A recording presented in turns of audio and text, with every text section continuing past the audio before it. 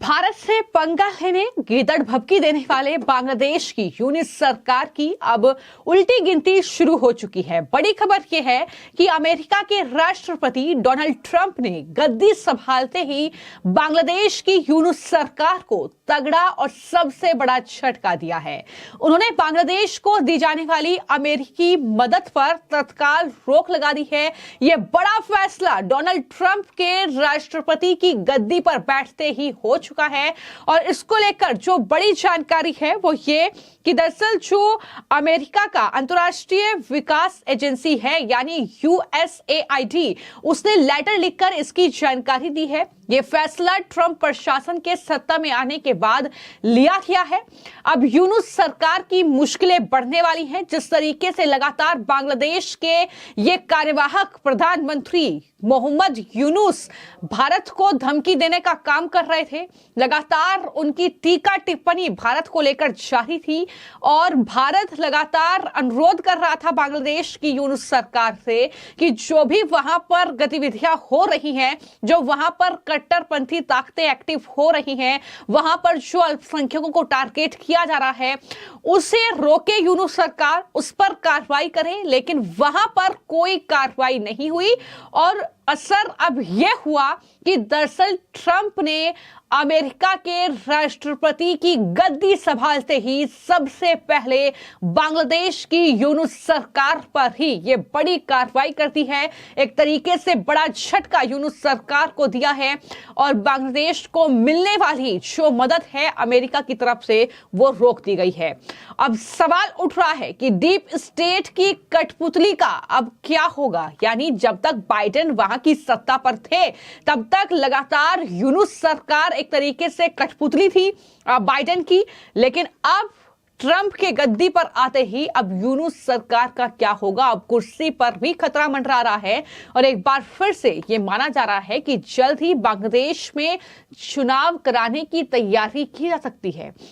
दरअसल ट्रंप के सत्ता में आने के बाद यह सबसे बड़ा और पहला कदम इसे मान सकते हैं जिससे बांग्लादेश को विकास कार्यों के लिए मिलने वाली पूरी सहायता राशि जो है वो बंद हो जाएगी। अमेरिकी अंतर्राष्ट्रीय विकास एजेंसी USAID ने अपने फैसले में सभी तरह के वर्क ऑर्डर, कॉन्ट्रैक्ट और खरीद प्रक्रिया पर रोक लगा दी है। USAID बांग्लादेश में स्वास्थ्य, शिक्षा, कृषि और आर्थिक सुधार जैसे क्षेत्र में बड़े पैमाने पर जो है बांग्लादेश की मदद करता रहा है। यह फैसला वहां चल रहे कई अहम प्रोजेक्ट्स को जाहिर तौर पर बाधित कर सकता है। तो यह तगड़ा झटका जो है अमेरिका की तरफ से बांग्लादेश को दिया गया है। लेकिन आपको याद होगा कि जब ट्रंप अमेरिका का यह चुनाव जीते राष्ट्रपति का, तब लगातार हम आपको अपडेट कर रहे थे कि किस तरीके से आने वाले वक्त में जो ट्रंप और मोदी की जो बॉन्डिंग है, जिस तरीके से एक मित्र के तौर पर ये देखे जाते हैं, तो कहीं ना कहीं इसका असर जो है जो कहीं ना कहीं भारत को आंख दिखा रहे हैं कुछ देश, चाहे वो कनाडा हो चाहे वो बांग्लादेश हो, उन पर जरूर पड़ेगा, जरूर उन पर जो है एक्शन लिया जाएगा। और उसके बाद तस्वीर आपके सामने है, कनाडा में जो ट्रूडो हैं उन्होंने इस्तीफा दे दिया प्रधानमंत्री से और वहां पर अब बांग्लादेश में अमेरिका ने ये बड़ा एक्शन ले लिया है और शेख हसीना को सत्ता से बेदखल करने के बाद बांग्लादेश में कट्टरपंथियों ने जिस तरीके से हिंदुओं का कत्लेआम किया, कई धार्मिक स्थलों को आग के हवाले किया गया और जिस तरीके का अत्याचार वहां पर अल्पसंख्यकों के खिलाफ बढ़ा, उससे दुनिया भर में यूनुस सरकार की जमकर आलोचना हुई और यहां तक कि डोनाल्ड ट्रंप तब तक चुनाव भी नहीं जीते थे, तब डोनाल्ड ट्रंप ने इसकी आलोचना की थी। डोनाल्ड ट्रंप ने तब सवाल उठाए थे और अब कहीं ना कहीं उन्होंने वहां की सत्ता पर बैठते ही इस तरीके से इन कट्टरपंथी जो ताकतें हैं, कहीं ना कहीं जो वहां पर लगातार हिंदुओं को टारगेट कर रही है, वो कहीं ना कहीं उस पर एक बड़ा प्रहार कर दिया है। ये फैसला लेकर कि जो भी अमेरिका की तरफ से बांग्लादेश को मदद की जा रही है वो बंद की जाएगी और भारत के प्रधानमंत्री नरेंद्र मोदी के साथ संबंधों को मजबूत करने का भी वादा ट्रंप ने किया था, वो वादा भी कहीं ना कहीं अब वो निभा रहे हैं। अब ट्रंप ने करीब 2 महीने बाद जैसे ही सत्ता संभाली है तो बांग्लादेश के खिलाफ एक्शन की शुरुआत हो गई है। तो कहीं ना कहीं मोहम्मद यूनुस के सामने सबसे बड़ी चुनौती पहले से ही आर्थिक संकट है। जिस तरीके से बांग्लादेश आर्थिक संकट से जूझ रहा है, लेकिन अब अमेरिका के इस फैसले के बाद यूनुस सरकार को कितनी चुनौतियों का सामना करना पड़ सकता है और क्या यूनुस करेंगे आगे, ये कहीं ना कहीं देखने वाली बात होगी। लेकिन फिलहाल मैं आपको जानकारी दे दूं कि भारत में भी जो बीजेपी के राष्ट्रीय प्रवक्ता है सुधांशु त्रिवेदी, उनकी तरफ से राष्ट्रीय मुद्दे को लेकर आज प्रेस कॉन्फ्रेंस की गई है। उन्होंने कई बातों का जिक्र किया। उन्होंने साफ तौर पर कहा कि आज गणतंत्र दिवस का मौका है, हम उन तमाम लोगों को याद कर रहे हैं, उन तमाम स्वतंत्रता सेनानियों को याद कर रहे हैं, उन तमाम जवानों को याद कर रहे हैं जिन्होंने देश के लिए अपनी शहादत दी। लेकिन इसी के साथ उन्होंने कहा कि जो भी आंख दिखाने की कोशिश भारत को करेगा, उसका मुंहतोड़ जवाब भारत की तरफ से दिया जाएगा। उन्होंने कहा कि भारत की सुरक्षा शक्ति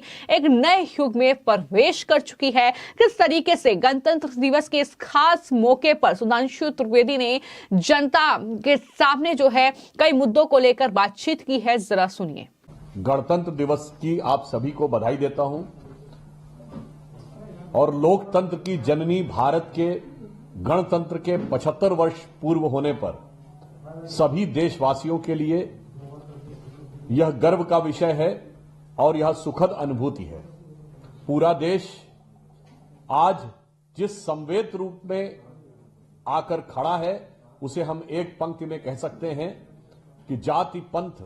और वर्ग भेद के भ्रम को दूर भगाता है, सबके मन का भाव एक है, सबकी भारत माता है,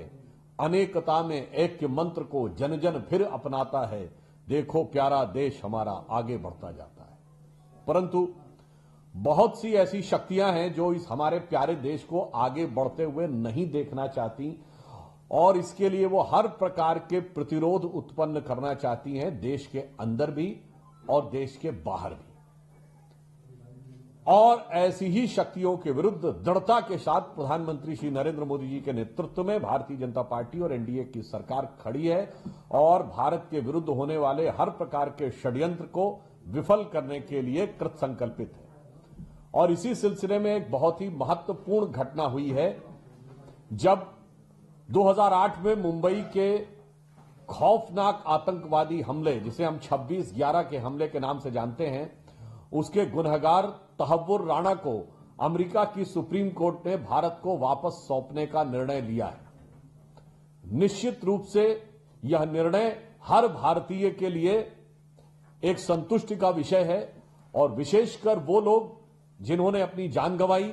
और सुरक्षा बलों के वो लोग जिन्होंने अपनी जान गंवाई, उनके परिवारों के लिए यह बहुत ही संतुष्टि का विषय भी है। यह इसलिए संभव हो पाया कि प्रधानमंत्री श्री नरेंद्र मोदी जी के नेतृत्व की सरकार की आतंकवाद के विरुद्ध लड़ने की दृढ़ इच्छा शक्ति और जटिल से जटिल अंतर्राष्ट्रीय परिस्थितियों के बीच में से भारत के हित को निकालने की कूटनीतिक दक्षता, इसके समन्वय के कारण यह हो पाया। मैं याद दिलाना चाहता हूं, इससे पूर्व भी मसूद अजहर को 5 साल पहले संयुक्त राष्ट्र संघ से आतंकवादी घोषित करवाने में सफलता हासिल की थी।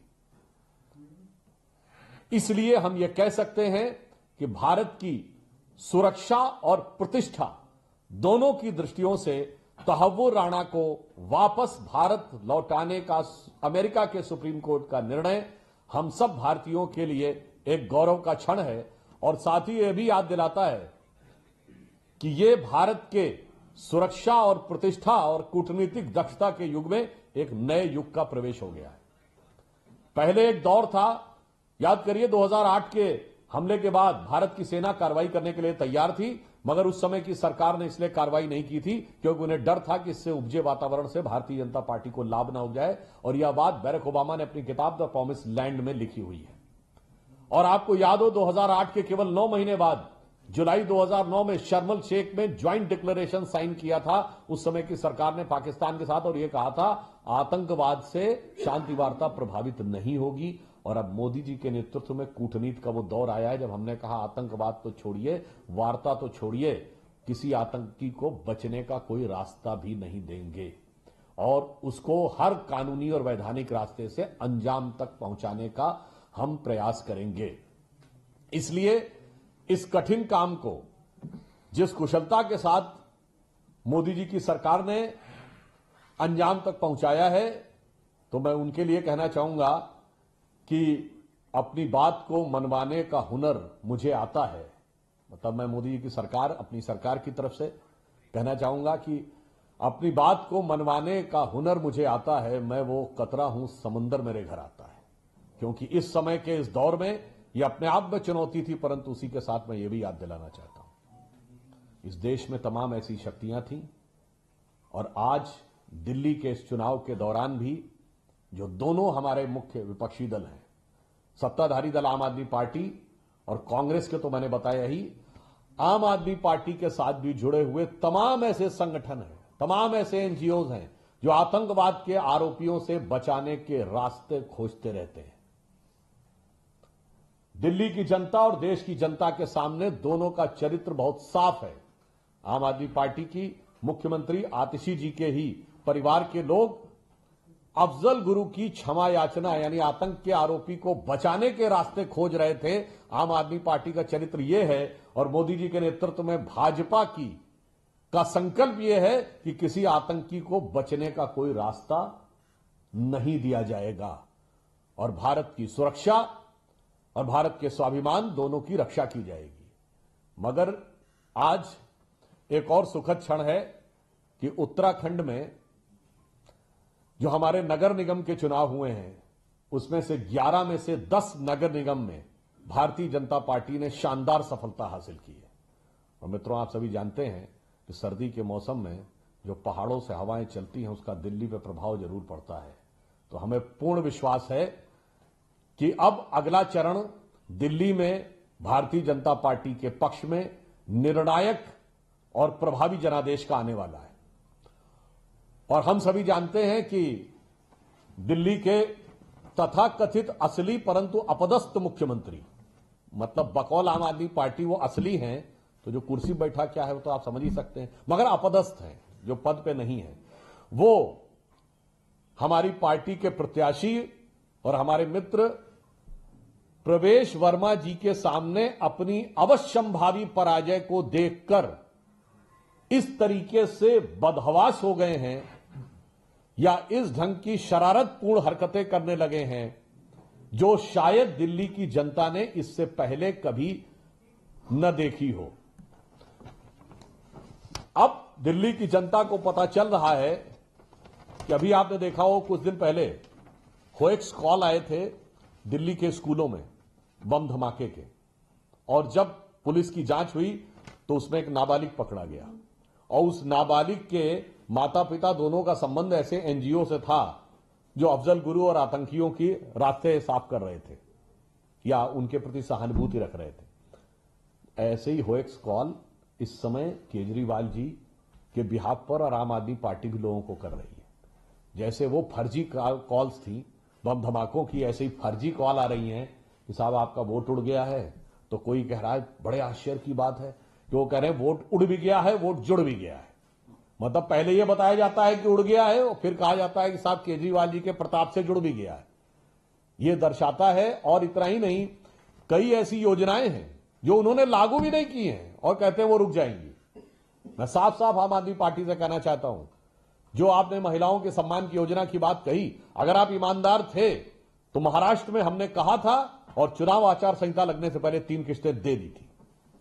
मध्य प्रदेश में हमने घोषणा की थी और चुनाव आचार संहिता लगने से पहले 4 किस्तें दे दी थी। हम असम में 5 वर्ष से दे रहे हैं। मध्य प्रदेश में लाडली लक्ष्मी योजना जमाने से चल रही है। ये सिर्फ कहते हैं, करते कुछ नहीं है। मैं पूछना चाहता हूं, चुनाव आचार संहिता से पहले आपने कोई योजना लागू ही नहीं की, और जो योजना लागू नहीं की उस योजना के बंद होने का झूठा भ्रम दिखाने का प्रयास कर रहे हैं। उसका कारण यह है कि अब केजरीवाल जी दिल्ली के नेता नहीं, नई दिल्ली की सीट बचाने की जद्दोजहद में इस सीमा तक आ गए हैं कि वो नित नए प्रकार के, वैसे वो अनेक प्रकार के वो लोग निकालते ही थे हरकतें, अब इस प्रकार की सतही, हल्की और जिसे मैं शब्दों में कहूं तो छिछोरी हरकतें करने पर आम आदमी पार्टी का आना यह दर्शाता है कि उन्हें अब इस बार बहुत साफ नजर आ रहा है कि उनका चेहरा, जैसे उन्होंने कहा ना, मुख्यमंत्री का चेहरा कोई और है और मुखौटा कोई और है, तो अब मुखौटा उतर चुका है।